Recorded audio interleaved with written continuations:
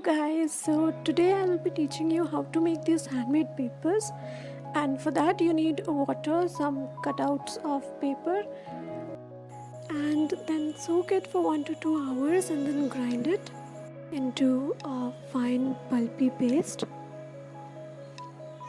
And you will be needing a cloth to soak water, these pulps, and I'm using white color so that I get a pastel shade. I'll be using this colorful cutouts of paper so that it looks more beautiful. The method that I'm using is soak and soak method. In this you have to soak it 2 times. This is the first, and now this is the second time I'm soaking it. You need to tap a bit little, and yeah, there you go. As you can see, my papers are not the perfect round shape, like not a perfect circle, and you will be knowing the reason soon. Now I'll be adding haldi to it. Haldi is our organic color and is easily available.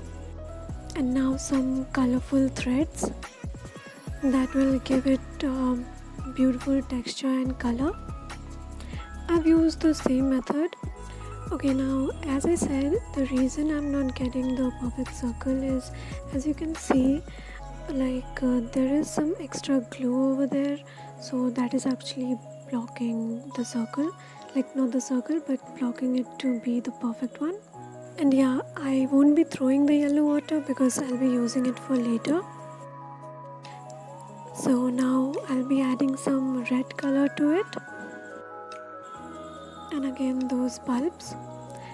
The second method that I'll be using is strain and soak method, which itself says that you have to strain it first, like no soaking in the first step. You have just to strain it and then directly dab it into the cloth, and then you have to soak it. Now I'll be adding some blue color to get a purple shade, and then I'll be using the same method. All the methods that you will be hearing in this video are named by myself. So like you won't be finding any particular method named as such. I really like how this purple one turned out, like it's close to be a circle.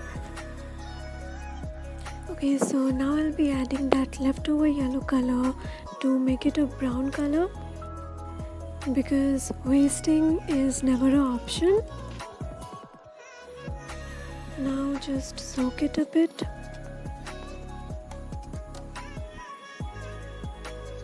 And I think this turned out even more better.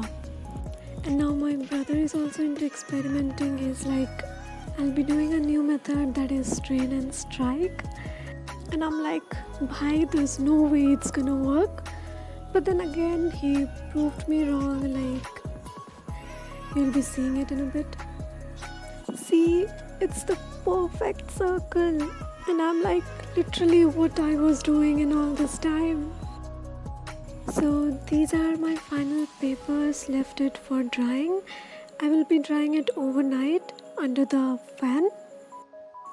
This is my first time attempting to make a handmade paper, so I think I did a pretty good job. I'll definitely try to make progress next time. So these are the final dried out papers.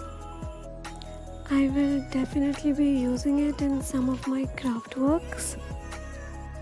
So now I'll be just cutting it roughly so that it looks like a circle, like it doesn't have to be perfect. I think I will try to add some botanicals next time. And as you can see that this is the perfect one my brother has made. Doesn't need that much cutting.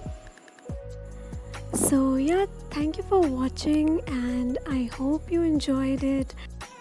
Take care of yourself guys. I wish you a good health. Stay safe. Bye bye.